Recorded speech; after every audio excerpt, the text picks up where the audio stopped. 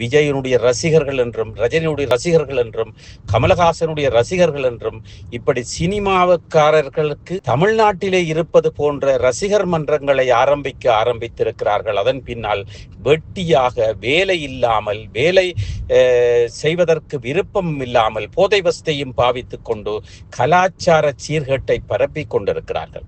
யாழ்ப்பாணத்தை பிடித்திருக்கிற ஒரு பேயாக இப்பொழுது விஜய் அவர்களுடைய வெற்றி ஒரு கலாச்சார சீர்கேட்டை மேலும் ஏற்படுத்தி இருக்கிறது. இந்த முதலமைச்சர் ஆகியதன் பிற்பாடு அவர் தன்னுடைய முதலமைச்சர் பதவியை அல்லது முதலமைச்சர் ஆட்சியை ஒரு நடிப்பு துறை போன்று, ஒரு திரைப்படத்துறை போன்றுதான் கொண்டு செல்ல போகின்றார் என்பதை நாங்கள் அவருடைய பிரச்சார மேடைகளிலிருந்தே நாங்கள் பார்க்கக்கூடியதாக இருந்தது.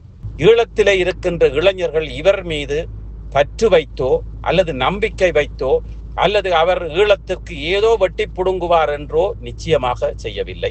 விஜய் அவர்களுக்கு வாக்களித்த இந்திய மீனவர்களுக்காக கச்சதீவை இலங்கையிடமிருந்து பிரித்து பறித்து கொடுக்க போகின்றாரா, அல்லது ஈழத்திலே இருக்கின்ற ரசிகர் மன்ற அவருடைய விசுவாசிகள் அல்லது அவருடைய ரசிகர்களுக்காக, போற்றுகின்ற மீனவர்களுக்காக அவர் கச்சதீவை விட்டு கொடுக்க போகின்றாரா?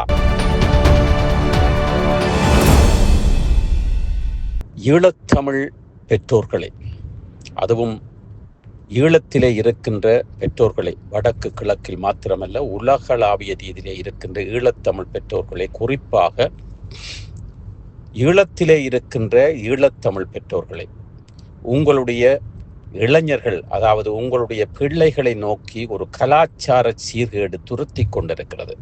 ஆம், இந்தியாவின் சினிமா பாணியிலே, இந்தியாவினுடைய சினிமா அடிமைத்தனம், இந்தியாவினுடைய சினிமாவினுடைய அந்த கலாச்சார சீர்கேடு உங்களுடைய பிள்ளைகளிலே தொற்று நோயாக, ஒரு வைரஸாக அல்லது ஒரு புற்றுநோயாக வர ஆரம்பித்திருக்கிறது. அது யாழ்ப்பாணத்திலே அதிகமாக பரவி இருப்பதை நாங்கள் பார்க்கக்கூடியதாக இருக்கிறது. இதற்கான காரணம், இந்தியாவிலே சில தொலைக்காட்சிகளிலே பாடல் போட்டிகளுக்காக அங்கீகரிக்கப்படுகின்ற, வெல்ல வைக்கப்படுகின்ற, வென்ற, அதாவது உண்மையிலேயே திறமையை மாத்திரமல்லாமல் உலகளாவிய ரீதியிலே இருக்கின்ற ஈழத்தமிழர்களை குறிவைத்து அந்த வருமானத்திற்காக, அவர்கள் அந்த நிகழ்ச்சியை நடாத்துவதற்காக இவர்களை வெல்ல வைப்பதும், அல்லது கடைசி கட்டம் 2வது இடம் வரை கொண்டு சென்று திட்டமிட்டு அந்த ஈழத்தமிழ் மக்களுடைய அந்த 2009ஆம் ஆண்டுக்கு முற்பாடு இருந்த கலாச்சாரத்தை குழப்பி இந்த ஈழத்தமிழ் இளைஞர்களையும் யுவதிகளையும் குறிவைத்து தங்களுடைய பண வேட்டைக்காக சில தமிழ்நாட்டு தொலைக்காட்சிகளும் சினிமா துறையும் குறிவைத்திருக்கிறது. இதற்கு ஒரு சில பண முதலைகள், உலகளாவிய ரீதியிலே இருக்கின்றவர்களும் சினிமா தயாரிப்புக்குள்ளால் சென்று அவர்களும் சில அனுசரணைகளை வழங்குகின்ற காரணத்தினால் யாழ்ப்பாணத்திலே இருந்து சிலர், அதைவிட யாழ்ப்பாணத்திலே இருந்து வடக்கு கிழக்கிலே இருந்து பல இளைஞர்கள், யுவதிகள் நடிப்பு துறையில் உள்ளே செல்வதற்காக, நடிப்பு துறைக்குள் செல்வதற்காக, சினிமா மோகத்திலே சினிமாவுக்குள் செல்வதற்காக, நடிப்பதற்காக பலர் ஈழத்திலிருந்து மாத்திரமல்ல புலம்பெயர் தேசத்திலே இருந்து கூட, கனடா, சுவிட்சர்லாந்து, பிரான்ஸ், ஜெர்மன் போன்ற நாடுகளிலே இருந்து கொண்டும் தங்களுடைய பிழைத்த காசுகளை கொண்டு போய் அனாவசியமாக கொட்டி ஏமாந்து கொண்டிருக்கின்றவர்களும் ஏமாற்றப்பட்டவர்களும் பலர் பல கோடிகளை இழந்ததையும் நாங்கள் பார்க்கக்கூடியதாக இருக்கிறது.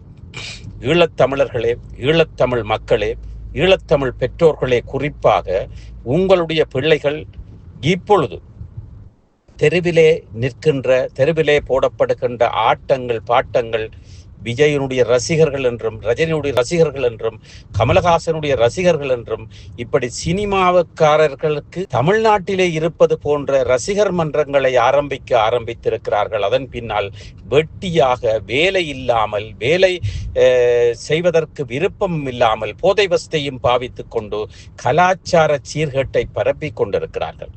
இவர்கள் உங்களுடைய பிள்ளைகளாக இருந்தால் அவதானமாக இருங்கள். அவர்களுடைய வருங்காலம் அஸ்தமனமாக போகின்றது. அதைவிட ஒரு சிலர் சினிமா தயாரிப்புக்குள்ளே சென்று, சினிமா நடிப்புக்குள்ளே சென்று தங்களுடைய வாழ்க்கைகளையும் நடத்தைகளையும் தொலைத்து அவர்கள் அநாகரிகமாக இருப்பதை நாங்கள் பார்க்கக்கூடியதாக இருக்கிறது, அறியக்கூடியதாக இருக்கிறது.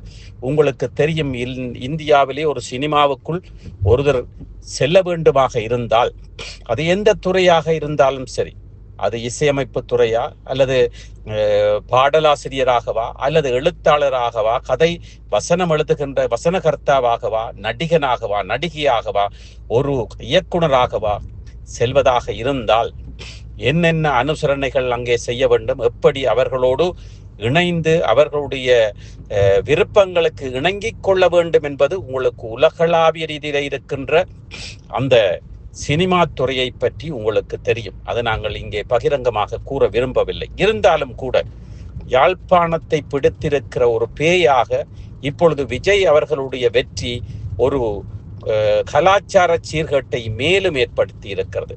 அவர் ஒரு முதலமைச்சராக வந்திருந்ததன் காரணத்தினால் அவர்களுக்கு ஆதரவு குரல் கொடுக்கப்பட்டிருந்தால் அது ஏற்கக்கூடிய, ஓரளவுக்கு ஏற்கக்கூடிய விடயம். இருந்தாலும் கூட அவரால் எந்தவித ஈழத்தமிழர்களுக்கு எந்தவித உதவியையும் செய்யவும் முடியாது, செய்யவும் மாட்டார் என்பது நாங்கள் அவர் வருவதற்கு முன்பாக விட்ட அறிக்கைகளிலே இருந்து, கச்சதீவை பிடிப்பேன் என்ற அறிக்கையில் இருந்து நாங்கள் புரிந்திருக்க வேண்டும். இருந்தாலும் அதனை ஒரு பொறுப்பில்லாமல் சில பாராளுமன்ற உறுப்பினர்கள் அவருக்கு ஆதரவு செலுத்தி கொண்டிருக்கிறார்கள். அதே வேளையிலே சில இளைஞர்கள் பதாகைகளை தாங்கி அவர்களுடைய ரசிகர்களாக இனம் காட்டியிருக்கிறார்கள். அப்படியான ரசிகர் கூட்டம் யாழ்ப்பாணத்துக்கு தேவையற்றது. இருந்தாலும் கூட யாழ்ப்பாணத்தினுடைய ஆட்சியே, ஏன் தமிழ் பாராளுமன்ற உறுப்பினர்களே இந்திய அந்த தூதரகத்துக்கு ஜால்ரா அடிப்பவர்களாகவும் அவர்களை முதன்மையாக வைத்திருப்பவர்களாகவும், இரண்டாவதாக இலங்கை அரசை பார்ப்பது போன்ற நடவடிக்கைகளை நாங்கள் பார்த்திருக்கின்றோம். உதாரணத்திற்கு நெடுந்தீவிலே அந்த கப்பல் விவகாரத்தை ஸ்ரீதரன் அவர்கள் அந்த துணை தூதரக அதிகாரியிடம் இந்தியாவிடமிருந்து உதவி கேட்டதை நாங்கள் பார்க்கக்கூடியதாக இருக்கிறது. அதனை விண்ணப்பித்ததாக பார்க்கக்கூடியதாக இருக்கிறது. அதனை அவர் செய்து தருமாறு அந்த உதவியை கேட்டதாக பார்க்கக்கூடியதாக இருக்கிறது. இருந்தாலும் கூட அவர் நேரடியாக கேட்கின்ற காரணத்தினால் இது இந்தியாவை நம்பி பலர் இந்தியாவினுடைய தூதரகத்தோடு தாங்கள் நல்லுறவை பேணவும், தனித்தனியாக இந்திய அரசாங்கத்தை தங்கள் கையுக்குள் வைத்துக் கொண்டிருப்பதற்காகவும், டெலோவாக இருக்கட்டும், புலட்டாக இருக்கட்டும், சங்கு கட்சி, மான் கட்சி, EPRLF, ஏன் தமிழரசு கட்சி என்று மாறி மாறி அவர்களை தூக்கி பிடித்து அந்த இந்திய அதிகாரிகளை யாழ்ப்பாணத்தை ஆளுகின்றவர்கள் போன்று அவர்கள் பயன்படுத்தி கொண்டிருப்பதையும் நாங்கள் பார்க்கக்கூடியதாக இருக்கிறது. அந்த வகையிலே நிச்சயமாக யாழ்ப்பாணம் இந்த விஜய் அவர்கள் பாராளுமன்ற முதலமைச்சராக ஆகிவிட்டார் என்ற முடிவுக்கு வந்திருக்கிறது. பல உதவிகளோடு, பல கட்சிகளுடைய ஆதரவோடு அவர் முதலமைச்சராகி இருக்கிறார் இப்பொழுது.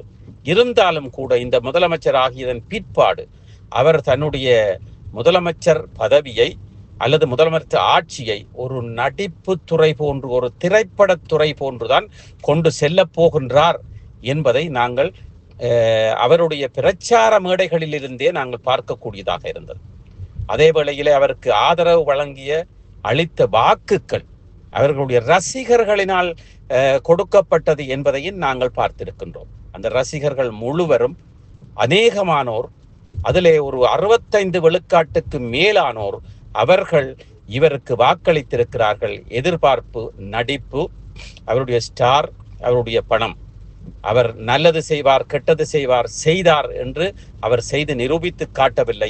எந்தவித ஆதாரமும் இல்லாமல் அவர்கள் அவரை அரியணை ஏற்றி இருக்கிறார்கள். அவருடைய வார்த்தைகள், அந்த திரை கவர்ச்சி, திரை வசனங்கள், அந்த யாரோ எழுதி கொடுத்த வசனங்களை அவர் மேடையிலே பேசியதன் காரணத்தினால் இவர்கள் ஈர்க்கப்பட்டிருக்கிறார்கள்.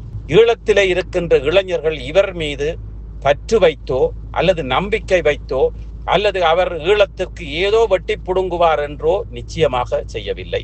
அவர்களும் திரை கவர்ச்சியால் அதனை செய்து கொண்டிருக்கிறார்கள். ஆனால் அவர்கள் தங்களை மாற்றிக்கொண்டு இளைஞர்களை அதற்குள் புதைக்காமல், இளைஞர்களை அந்த தெருவிலே விடாமல், அந்த ஒரு நடிகனுக்கு பின்னால் செல்லாமல், அந்த அவருடைய முதலமைச்சர் ஆட்சியிலே எப்படி செய்கின்றார், ஈழத்துக்கு எப்படி செய்தார் என்று பார்த்து அதன் பின்னால் அவருக்கு ஆதரவு செலுத்துவதா இல்லையா என்பதை இவர்கள் ஆதரவு முழுமையாக முடிவெடுக்க வேண்டும். இதில் பெரிய ஒரு சிக்கல் ஒன்று ஏற்பட போகின்றது.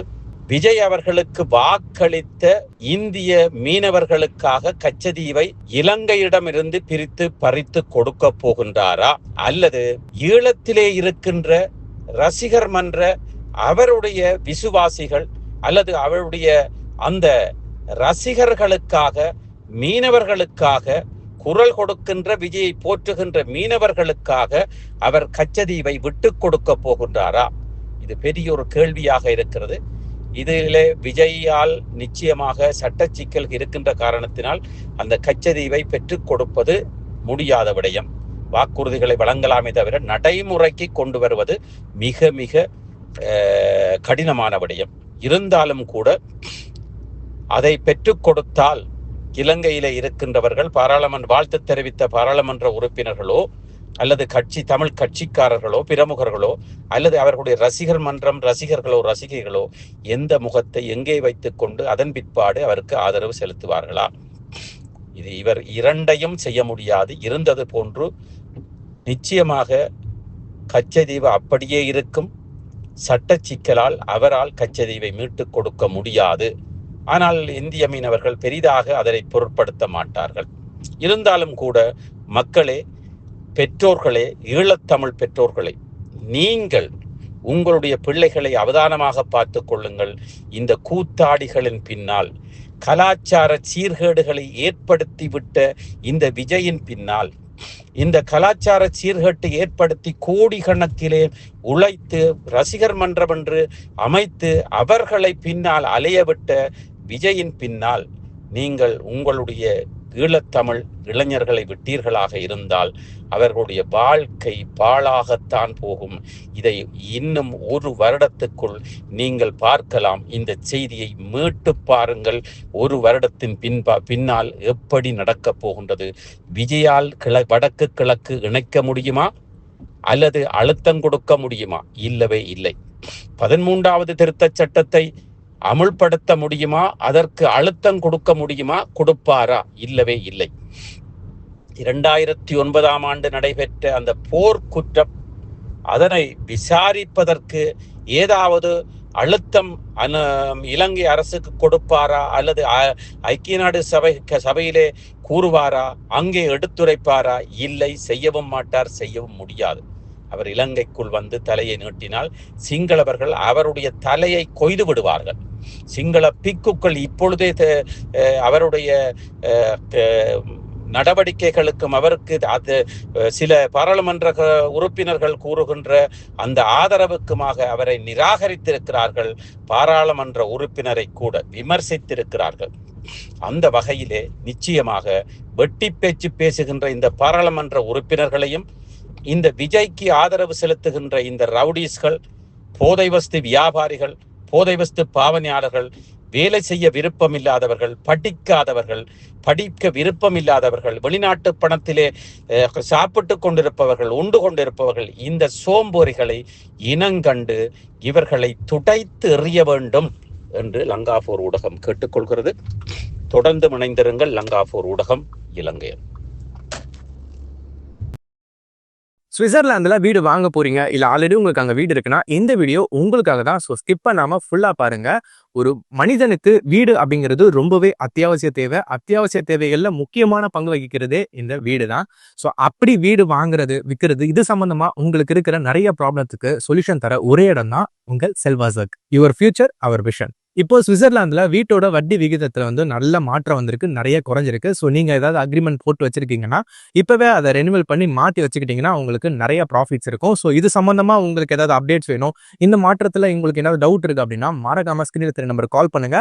சுவிட்சர்லாந்துல நீங்க வீடு வாங்கணும் இல்ல வீடு விற்கணும் அந்த மாதிரி ஏதாவது உங்களுக்கு தேவைகள் இருந்தா மறக்காம எங்களை காண்டாக்ட் பண்ணுங்க.